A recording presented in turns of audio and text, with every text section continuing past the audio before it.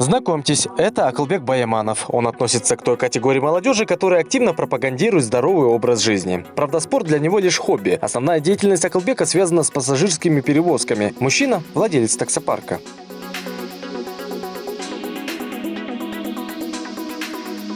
Как и тысячи кыргызстанцев, в свое время молодой человек побывал в трудовой миграции за рубежом. И он не понаслышке знает, каково это искать работу на чужбине и без поддержки. Этот период в своей жизни наш собеседник вспоминать не любит, но именно тогда в сознании Акылбека и наступил переломный момент. По возвращении на родину появилось желание изменить что-то к лучшему.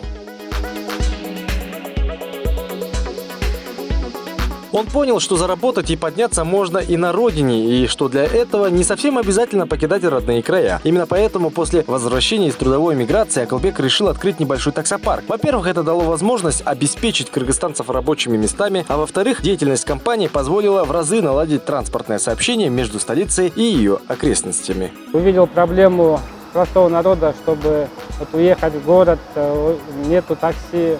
Когда вызываешь службы городских служб, брали доплату, мы убрали эти доплаты. Для своих ребят сделали условия, чтобы могли развозить своих же клиентов и отвозить их в город. Доступным сделали переезд, уехать, чтобы удобно было.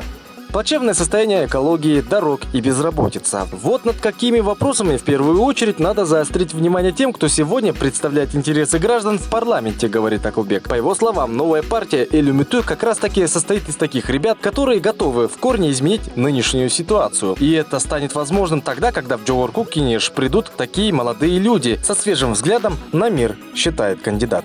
За 30 лет никаких изменений не было.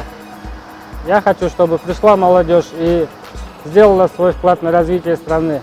Мне надоело разрушенные дороги, экология, проблемы транспорта. И мы хотим, чтобы наши дети жили в процветающей, развивающей стране, чтобы у них не было чемоданного настроения.